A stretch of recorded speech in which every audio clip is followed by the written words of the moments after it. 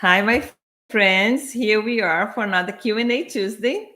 Thank you for tuning in, and send your questions. The topic today is a question. Will these two types of behavior make your life better or worse after the pandemic is over? Behavior number one, depending more on the internet. Behavior number two is stay more at home.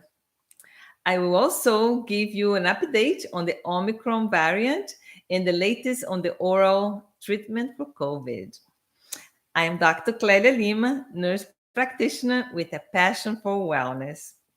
It has been almost 2 years that the COVID pandemic began, and here we are. Our lives have changed so rapidly in so many ways, right?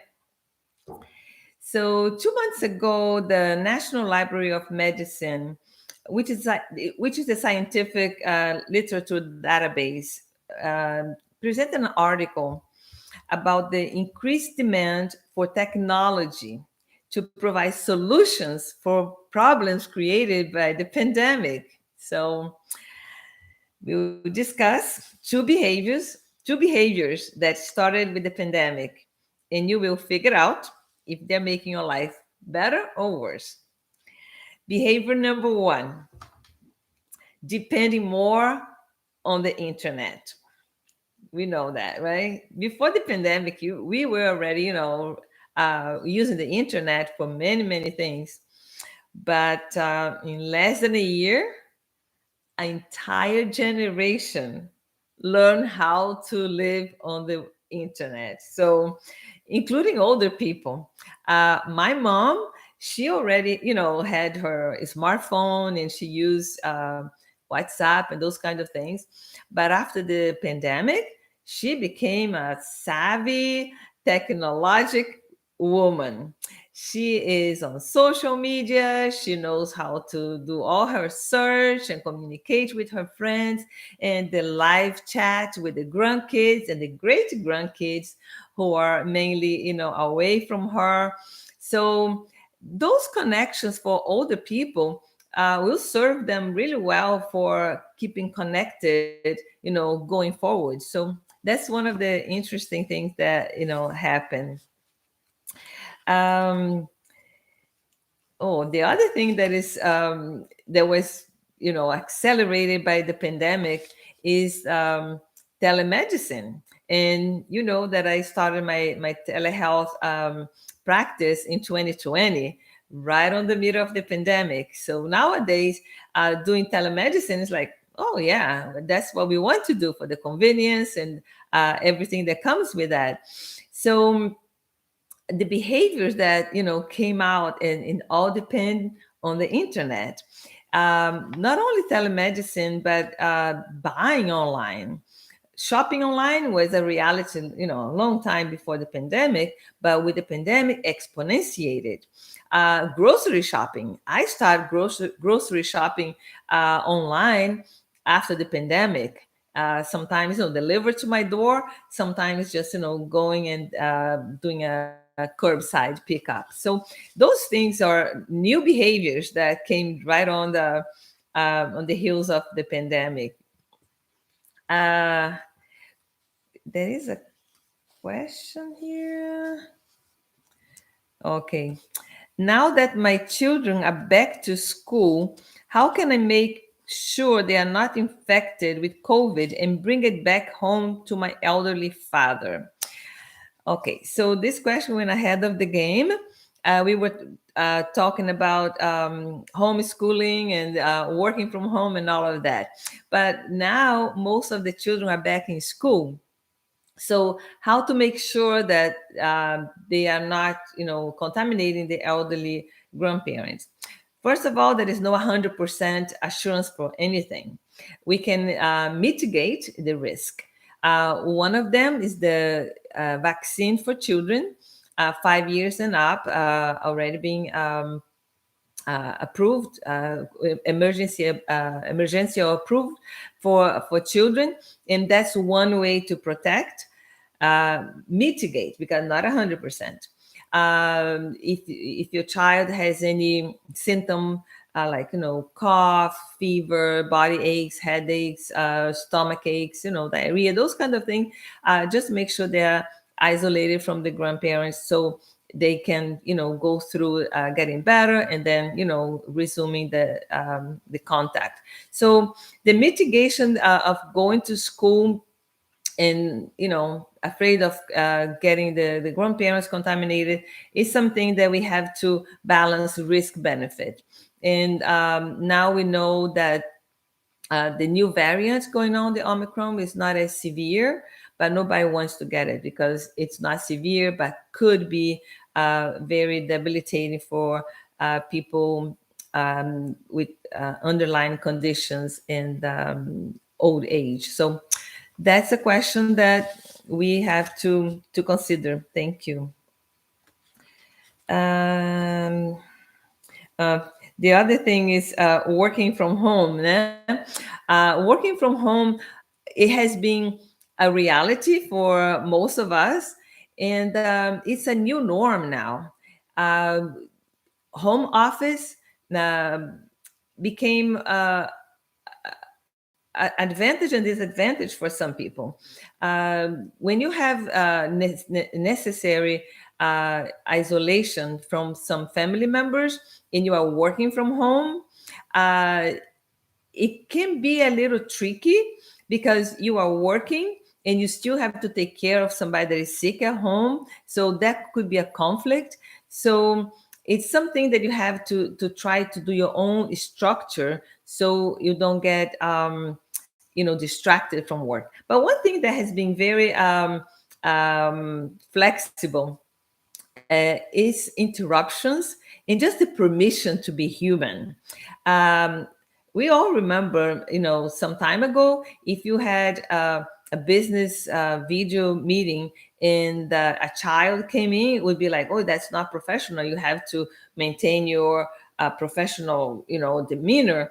Now people are more open and more compassionate. Like, if a child comes in, you just say, oh, how cute. And you just, open up for your humanity. The same thing with um, animals, so many times you see a little, puppy coming in and you just, make it something light and relaxing. So working from home can have, its ups and downs. One thing that working remote has promoted for many people is relocating, living in places that they couldn't live before because they had to be physically, close to their work. So I know my brother moved because he could work remote. My older son moved closer to the grandparents because now he works remote as well. So many things that we had the flexibility of doing because working from home is an advantage. But I do also hear people saying that they have problem with their structure. Some people need structure. So if they don't have a set time to go to work, to come back, to go pick up the kids from school, drop off from to school, that kind of thing, they can get stressed because they don't have the structure. So for those people, you have to ask yourself, how do I do to make my life easier on my own schedule? My recommendation is like, put a time. From this time to this time, I'm going to do this, and write on paper. Because research shows that if you have if you actually write your to-do list and your objectives of the day, you are more likely to look at your paper than to look on your phone or in your computer. So to have in front of you in a very strategic place is very effective. So whatever works for you, so just do something to make your life easier. Another thing that is being interesting is people re-evaluating um, what is important in their lives. Like before, self worth could be that I had to do certain things to look successful. And now looking back, it's like it's not even of any value. So, evaluating priorities is one of the things that, being more um, mindful of your environment and what you are actually doing. Now, the number two behavior is stay more at home. You stay more at home. It comes back to the same thing we just said about, more structure. Some people need that, so it's important to do that. But the technology and stay more at home, they go hand in hand. That's why those two behaviors. We focus on those two today. Um, One of the behaviors of staying at home has promoted is people have more encouragement to go out, nature, to exercise outside, to go for a walk, to see nature. In many establishments have redirected the way they do business. Restaurants, for example, they have more outdoor tables now. They expanded their outdoor options for people to be more outside, to distance more, to feel more comfortable. Um, I was reading about an article a few days ago, and in Sao Paulo, Brazil, they had a drive-through exhibit with a drive-through that they had the audio in the car and they had the whole experience on a drive-through. So ways to rethink life, right? People start cooking more at home, eating more healthy because when you cook at home, the chance that you're going to cook something healthier is higher. With the high-paced life that we all live, it's so easy just to grab something on the go, and fast food and things that will not promote a good health. So cooking at home has been one of the big advantages of staying more at home. Um, this is a funny question, actually. Um, the question is: for a few months, I was panic eating comfort foods and not exercise. I gained 20 pounds. What do I do to lose that weight? So this is a reality for some people. Gaining weight, they call the pandemic weight, is because like I said, you can go more outside, but at the same time, some people are afraid of going outside, and they might just stay home, and they might just overeat and not do much movement with their bodies. And gaining weight, it's always a problematic issue. So what to do to lose the weight? If you had some behaviors that made you gain the weight, naturally you have to replace those with some behaviors that will help you to lose the weight. And that is a topic on itself, right? But I just want to leave you with an answer from actually two books that I have really read and read again and again. Tiny Behaviors and the Power of Five. So the Power of Five is like little tiny things that you do on a consistent basis that in the long run will help you to reap benefit. So for a behavior to stick, it has to be easy. If it's difficult, it will require so much motivation that in the long run it's not going to work. So whatever behavior that you choose to do, choose a very tiny behavior that is easy so you can do in a consistent basis. For instance, if you every day wake up and you brush your teeth, you can attach a behavior to already a habit that you have. So after brushing my teeth, I will do 5 squats, or I will do 5 jumping jacks. Why did they say only 5? Because I want it to be so tiny and so easy. They're like, I can do it. So if you do that in a consistent basis, every morning you do that, and then you might anchor that behavior to something already that you're doing. Let's say you gonna make coffee every morning. You make coffee. As you waiting for the coffee to brew, you just go ahead and do another 5 squats or another 5 jumping jacks. Something silly, something easy, or just put a music and start dancing. So something really easy, and then one behavior is going to have a ripple effect. So many good things can come from that. But if you are really in difficulty with your health, that might have the weight related to health condition, you may need some medical guidance to lose the weight. So just a little thought on that, but it's much more to go on that. Decluttering. So people staying more at home due to the pandemic. um, some of the research shows that people start decluttering, organizing drawers and closets and throwing away things that they don't use, and just making their lives lighter.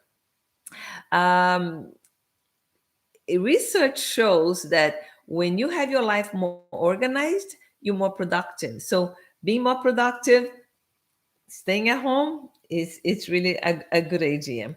Another thing that I discovered that myself, that after 2 years, almost 2 years into the pandemic, some of the shoes that I haven't worn them at all. Some of the clothes I don't, have. I don't have, even had the chance to wear them. So why I'm gonna buy more? I don't need to buy more. So making decisions that are more, uh, they make more sense to my lifestyle. But I did buy a couple of more tennis shoes because those I use a lot. So just redefining your priorities, slowing down, putting less pressure on yourself. This is something that is so easy to do, but sometimes it's not so easy to sustain. You can do it, but then you go back to your frenzy and your stress life. So being easy on yourself, being centered, and just relaxing. The pandemic brought a lot of stress, so we need to find tools to make ourselves more centered and more joyful inside. Um, the other thing that we have on this topic of staying more at home, people got more conscious about the stresses of life and gave themselves more permission to seek for help for mental health. Sometimes the judgment that may come from that, the stigmatization from getting attention for mental health. With the pandemic, that became less prominent, because people just realized, with the isolation, the lockdown, it's so easy to get stressed out. And so it's more permission to be human and to take care of your mental health. So if you are depressed, if you are anxious, panic attacks, seek professional help, or just seek help from a friend or somebody that can help you to navigate whatever you're going through. So don't feel you are alone, because we are all connected. This pandemic has taught us that my health is depending on the health of everybody else. My decisions can affect other people around me as well. So on a global scale, that's what we have been seeing. Omicron started, overseas. In a matter of days, was all over around us. So we are all connected, and that makes it very beautiful, because we are very dependent on each other for help and for support. Uh, okay, this is the question that was sent earlier. What is your recommendation to deal with people who are negative? Well, first of all, we always will have to deal with people with negative behaviors, with negative, way of life. Or sometimes people are negative just for that moment because, something is stressing them out.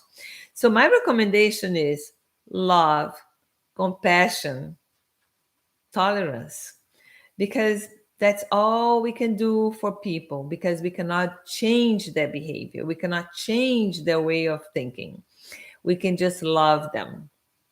Naturally, if you are in a situation that you are in a toxic relationship, or you feel that's not doing good for you, physically or mentally, you have the right to set your boundaries, and that's something that you have to protect yourself as well. But it's still with love, with compassion, because people are doing the best they can. I believe that everybody's doing the best they can. Even the negative people, they might just, be negative for whatever reason. Just give, the benefit of the doubt, and don't take it personally, because sometimes we take it personally and feel so hurt because somebody didn't do, what we wanted, or just, behave in a way that we don't agree. But actually, everybody is doing the best they can. If you are not sure if these two behaviors make your life better or worse, it's okay. You can always choose to honor yourself and take one day at a time. Be good to yourself. That's the main thing. So I have the latest on um, on Omicron and the oral medication that is available. So the monopiravir, the pill for to treat COVID outpatient for moderate COVID symptoms, the monopiravir decreases the risk of hospitalization and death in 30%. Paxlovid from Pfizer decreases hospitalization and death in 89%. So this is really good news. Both of them are treatment for 5 days. The bad news is it's approved in emergency condition, but it's not widely available yet. We know that they have already shipped some places, but personally, I haven't been able to prescribe to any of my patients in Orlando. I haven't, found any pharmacy that has either the monopiravir or the Paxlovid available yet. But it will come. So this is good news because when you see an easy treatment that is a pill that is oral. So basically, it decreases the viral load as it blocks the enzymes that is responsible for duplication of the virus. So the replication is kind of, it holds the duplication because it disrupts the enzymes.